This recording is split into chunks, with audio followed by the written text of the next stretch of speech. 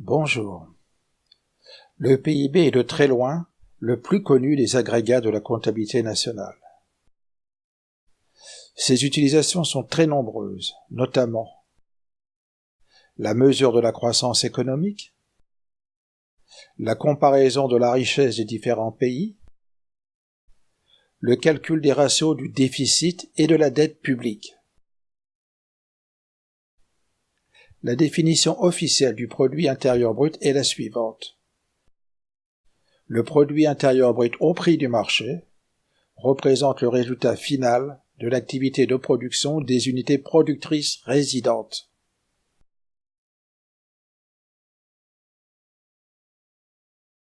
Ainsi, le produit intérieur brut est défini à partir de l'activité de production. La production correspond à l'activité de création de biens et de services par les hommes. En comptabilité nationale, on distingue 3 types de production.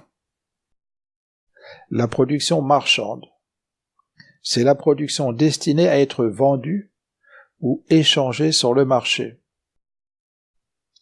La production pour usage final propre, c'est la production conservée par son producteur pour sa consommation finale ou sa formation de capital. La production non marchande, c'est la production gratuite ou quasi gratuite des administrations publiques et des institutions privées sans but lucratif au service des ménages. Pourquoi cette distinction ? Essentiellement parce que ces 3 types de production sont valorisés différemment.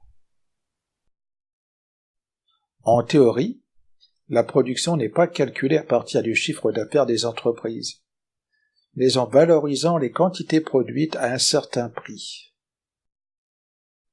Le mode de valorisation dépend du type de production. La production marchande et la production pour usage final propre sont évaluées au prix de base. Le prix de base exclut les impôts sur les produits et inclut les subventions sur les produits. Le prix utilisé est celui de produits similaires vendus sur le marché au moment où a lieu la production.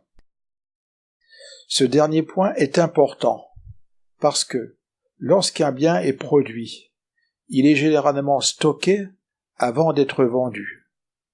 On ne sait donc pas à quel prix il va être vendu. Ainsi, le prix de la production n'est pas le prix auquel sera effectivement vendu le bien, mais le prix de biens similaires vendus au moment de la production. La production non marchande est évaluée à son coût de production. En effet, comme elle est gratuite, elle ne peut pas être valorisée par son prix. Mais le coût de production peut être assimilé à un prix car il représente ce que les citoyens acceptent collectivement de payer pour pouvoir disposer des services publics.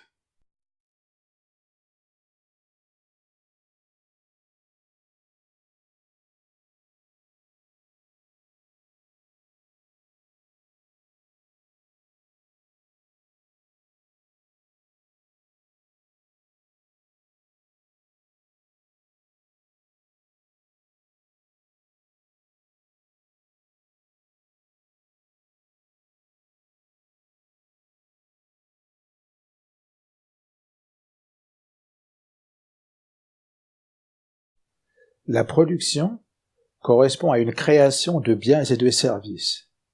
Mais, lors du processus de production, il y a aussi une destruction ou une transformation d'autres biens et services. C'est la consommation intermédiaire. La consommation intermédiaire est évaluée au prix d'acquisition. À l'opposé du prix de base, le prix d'acquisition comprend les impôts sur les produits et exclut les subventions sur les produits. Le prix d'acquisition est considéré être le prix du marché, car c'est à ce prix que sont réellement effectués les échanges. La valeur ajoutée brute est la différence entre la production et la consommation intermédiaire.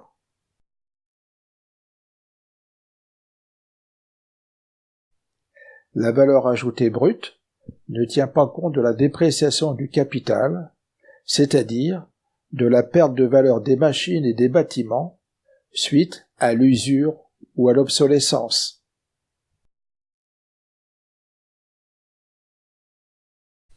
La valeur ajoutée brute mesure le résultat final de l'activité de production puisqu'elle tient compte à la fois de la création et de la destruction de biens et de services lors du processus de production.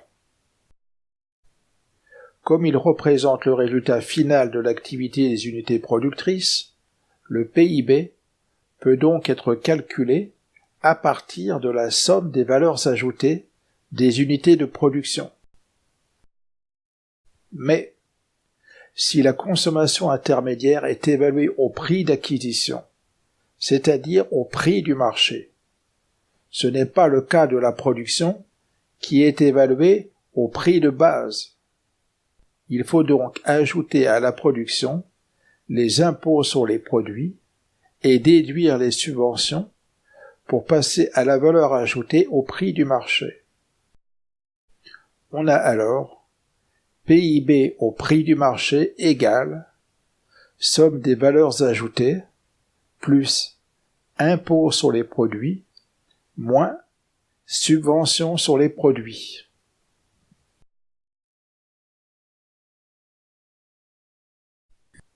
Le calcul du PIB à partir de la valeur ajoutée s'appelle l'approche production. Il y a deux autres manières de calculer le PIB.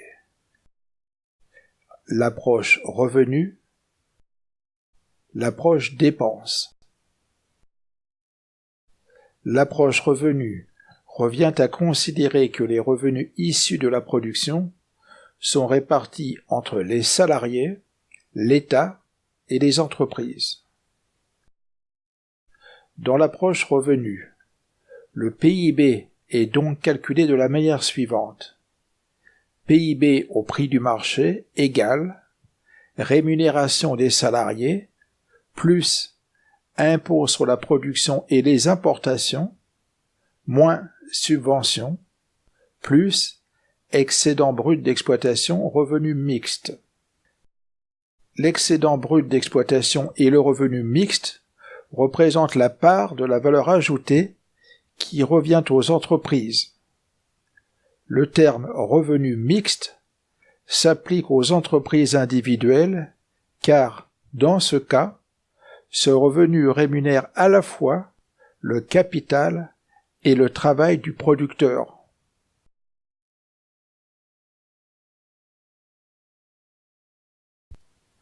Le PIB correspond à la partie de la production destinée aux emplois finals, c'est-à-dire tous les emplois sauf la consommation intermédiaire. Les emplois destinés à une utilisation finale peuvent être consommés, c'est la consommation finale, ils peuvent être conservés, c'est la formation de capital, ou bien ils peuvent être exportés. Les emplois finals peuvent également être satisfaits par les importations. Dans l'approche dépenses, le PIB est donc calculé de la manière suivante. PIB au prix du marché égale consommation finale plus formation brute de capital fixe plus variation des stocks plus acquisition moins cession de biens de valeur plus exportation moins importation. La formation brute de capital fixe, la variation des stocks et les acquisitions moins les cessions de biens de valeur sont les trois composantes de la formation de capital.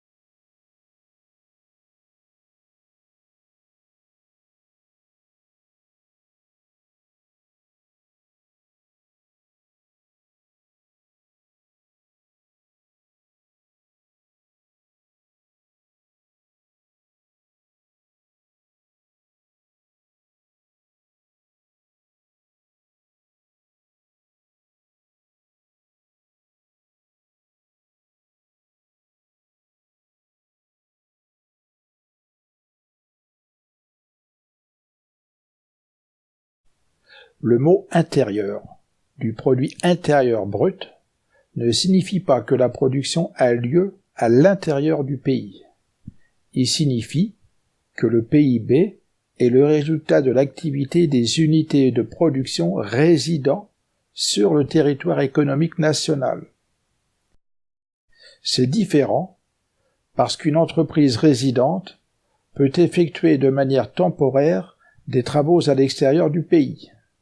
Par exemple, une entreprise de construction peut avoir un chantier à l'étranger. À l'inverse, des entreprises non résidentes peuvent venir effectuer des travaux sur le territoire économique national. La production des unités résidentes génère des revenus pour leurs salariés, l'État et leurs propriétaires. Mais ceux-ci ne sont pas nécessairement résidents de l'économie nationale. Par exemple, des travailleurs non résidents viennent travailler en France pour de courtes durées et perçoivent des salaires d'entreprises françaises. De plus, les entreprises payent des intérêts et des dividendes à des non-résidents. Inversement, les producteurs étrangers versent des revenus aux résidents. Par exemple, de nombreux salariés résidant en France vont régulièrement travailler en Allemagne, en Suisse ou au Luxembourg. De plus, des résidents français peuvent recevoir des intérêts et des dividendes d'autres pays. Ainsi, le produit intérieur brut ne permet pas de déterminer quels revenus les résidents d'une économie tirent de l'activité de production. Pour le savoir, il faut introduire la notion de revenu national brut, c'est-à-dire le RNB.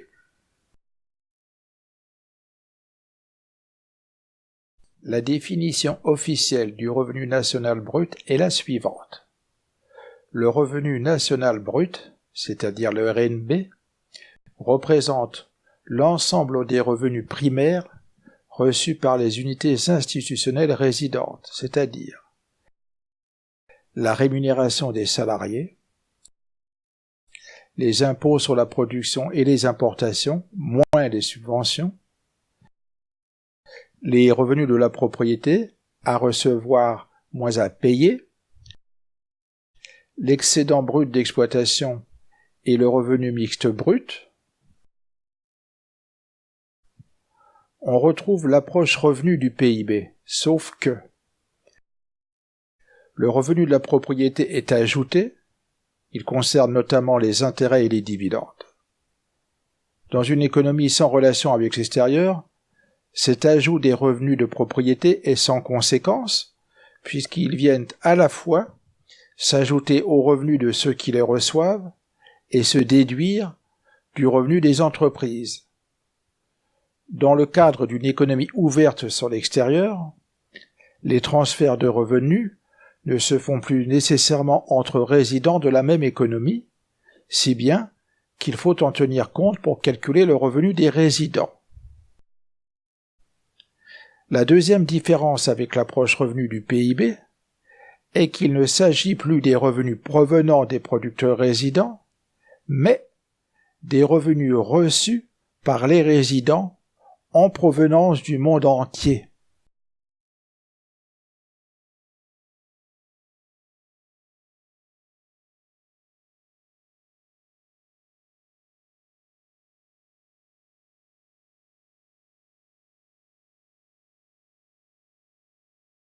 Pour comprendre l'importance du revenu national brut, il faut revenir sur la notion de production.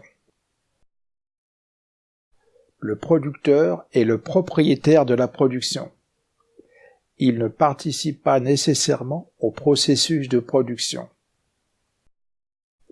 C'est le cas, par exemple, dans les sociétés.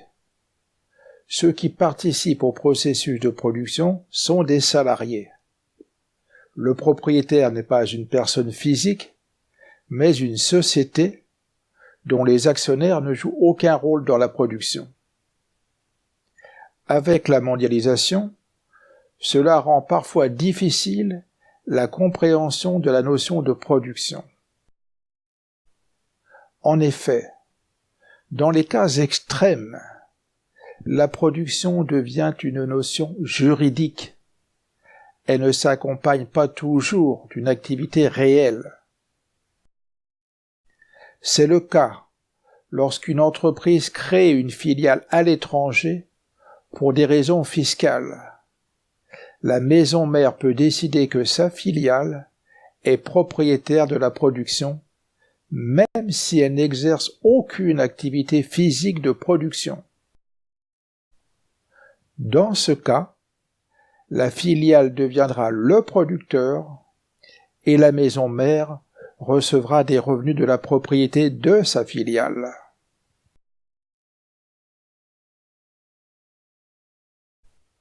Par exemple, un groupe a une unité de production en France ayant une valeur ajoutée de 1000 et distribuant ses revenus à des résidents français.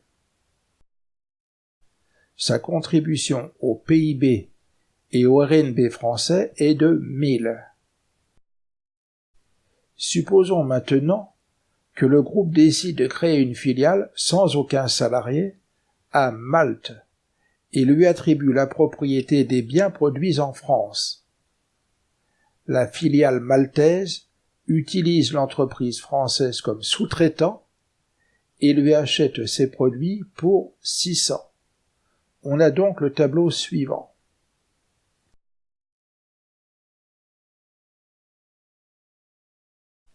Avant que le groupe ne crée sa filiale à Malte, sa contribution à l'économie française était une valeur ajoutée de 1000, se traduisant par un apport de 1000 à la fois au PIB et au RNB de la France. Après la création de la filiale à Malte, une production de 1000 est apparue à Malte. Comme la filiale maltaise achète pour 600 de produits à l'entreprise française, sa valeur ajoutée est de 1000 moins 600 égale 400. Si nous supposons que l'entreprise française n'a pas de consommations intermédiaires, sa valeur ajoutée est de 600. Le groupe contribue donc maintenant pour 400 au PIB de Malte et pour 600 à celui de la France. Les revenus de la filiale maltaise, correspondant à sa valeur ajoutée, sont redistribués à l'entreprise française sous forme de dividendes. Ils s'élèvent à 400. Ainsi, le revenu national brut de Malte est égal à son PIB, moins les revenus de la propriété payés au reste du monde, c'est-à-dire 400 moins 400 égale 0. Le RNB de la France est égal à son PIB plus les revenus de la propriété reçus du reste du monde, c'est-à-dire 600 plus 400 égale 1000.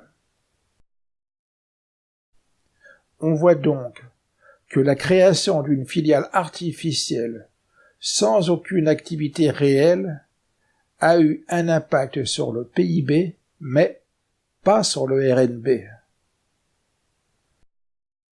Ce genre de montage a souvent lieu dans le cas d'entreprises exerçant dans le domaine de l'économie de la connaissance, puisqu'une connaissance n'a pas de réalité matérielle, si bien que sa localisation est nécessairement conventionnelle. Mais cela peut aussi se produire pour toute entreprise, quel que soit son domaine d'activité.